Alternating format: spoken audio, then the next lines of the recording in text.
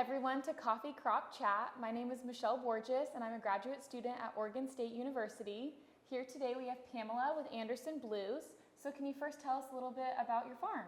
Yeah, so we have a 20-acre blueberry farm here in Corvallis, Oregon, and we grow about 13 different varieties, and we've experimented with a few other things like flowers and tomatoes, but for the most part we just grow delicious blueberries. How long have you been in the blueberry industry? So we bought the farm, this was our 5th season of blueberries, so we're pretty new farmers. So yeah, it'll be our 5th year, but the farm has been here since the 80s, so it's a developed farm that was already really successful when we bought it, so we feel lucky. How much blueberries do you produce each year? So of course there's a range, but between 150 and 180,000 pounds.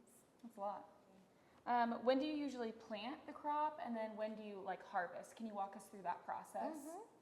So, I mean, blueberries are, not an annual planting. So most of the blueberries on this field or in this farm they're pretty old.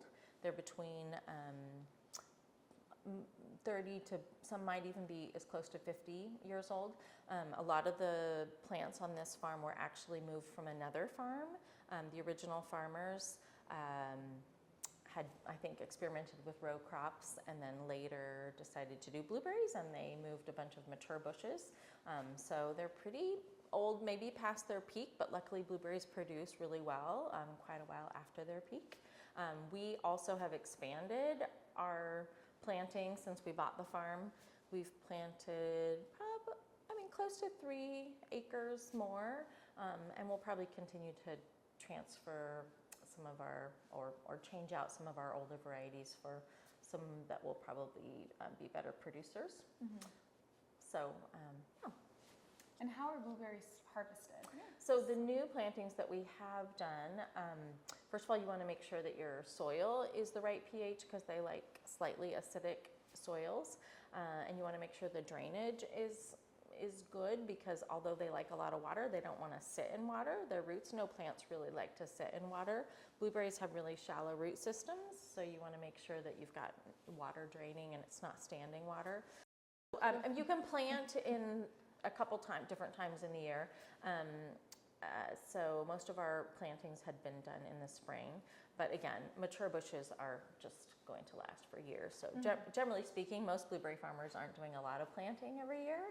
So we harvest, it depends on what kind of variety you have. The varieties we have are on the earlier side, and our first varieties usually ripen at the very end of June or the beginning of July. Okay. And then they run all through July with really heavy, beautiful production, and then it tapers off a lot in August. We have some, but not a lot.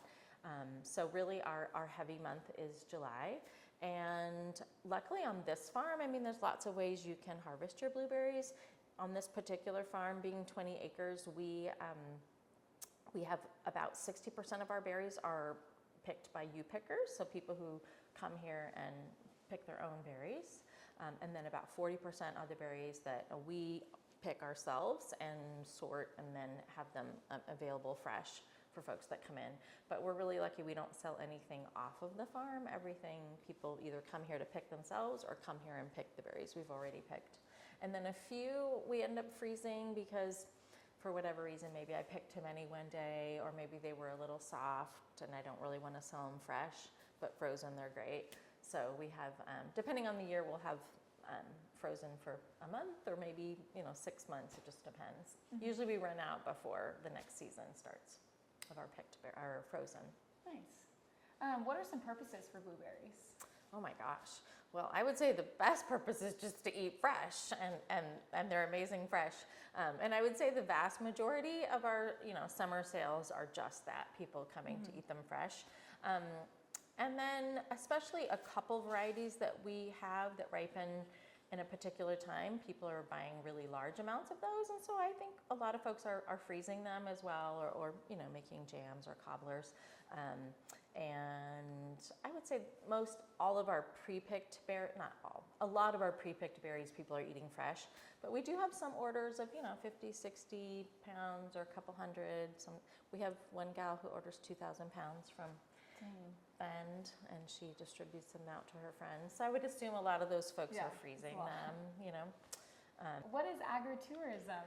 So agritourism is, in my definition, kind of the marrying of your farm industry with tourism that would accompany any part of that. So in our case, it's people wanting to come to the farm to not only pick the berries and enjoy eating them, but the experience of picking them and seeing the process of how we're producing our blueberries. And we've expanded a little bit with flowers and grapes. And for example, we have a number of OSU groups that come in, and I've given them tours, as well as some school groups that come in, and I just kind of explain a little bit about how the farm works and show them the equipment, and people love to see the picking is pretty straightforward, but how we process the berries, we don't do a lot of processing, but there's a machine that you put the berries in that cleans most of the leaves and the stems, and then there's a line with a conveyor belt where we pick off the second quality berries, and people like to see that. People like to see how food is produced and where their food comes from. Well, thank you so much for allowing us to interview you today. We hope you learned something new about a blueberry operation and what a day can look like with a blueberry farmer. So thank you so much again. Yeah, thank you.